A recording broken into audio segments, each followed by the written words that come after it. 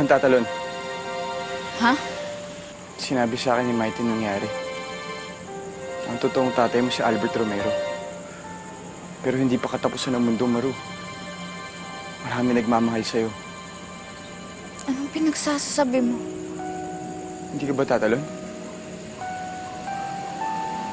Hindi.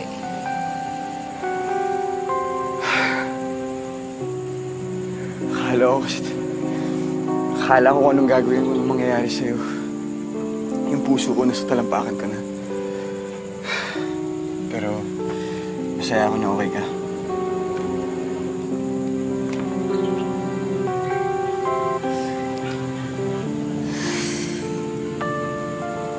Salamat ha. Nandito ka. Kahit man binasted mo ako, magkaibigan pa rin tayo, diba? And for the record, iligawan kita ulit.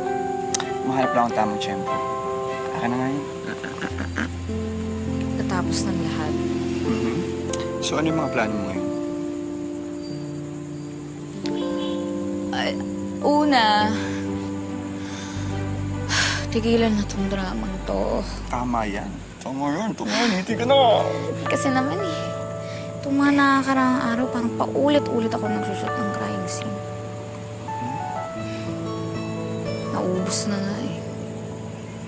Una si Brian. Tapos ito.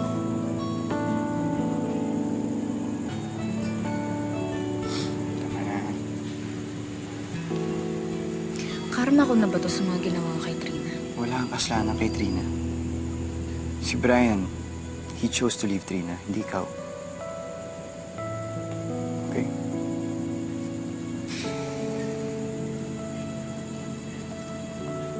Di ko lang inisip na aabot ako sa ganito. Kito'y kilala mo ko, simple lang ang gusto ko sa buhay. Gusto ko ng matinong trabaho. Tapos? Masayang pamilya, hindi magulo.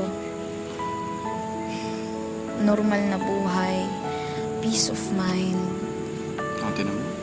Simple naman ang buhay, di ba? Kaya sabi mo, tayo lang yung nagpapakomplikado ng buhay. Tama ka. Ano, may tama ako? Joke. Hindi. Naging komplikado lang naman yung buhay mo nung nakalala mo si Brian, di ba? Wait. I don't mean to offend him. Hindi ko siya sinisiraan. Sinasabi ko lang, nung nakilala mo si Brian, nung naging komplikado ang buhay mo, di sana wala ka dito ngayon. Cargo mga problema mo.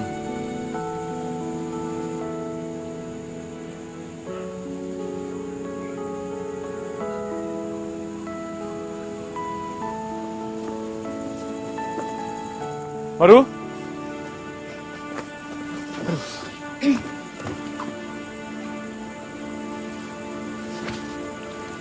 Maru. Kamusta si Tita Cecil? And totoo ba? Ikaw yung totoong anak ni Albert? Ba't ka pa nagpunta dito? Narinig mo si Maru, umalis ka na dito. Sinasaktan mo lang siya. Umalis ka na. You do not tell me what to do. Back off. Now. Tama na, Brian. Maru, you're wasting your time with this guy. Uuwi na kita kay Ma'am. Hindi! Maru! Hindi! Ano ba? Basta. Hindi ako sasama sa'yo. Balikan mo si Trina, mas kailangan ka niya.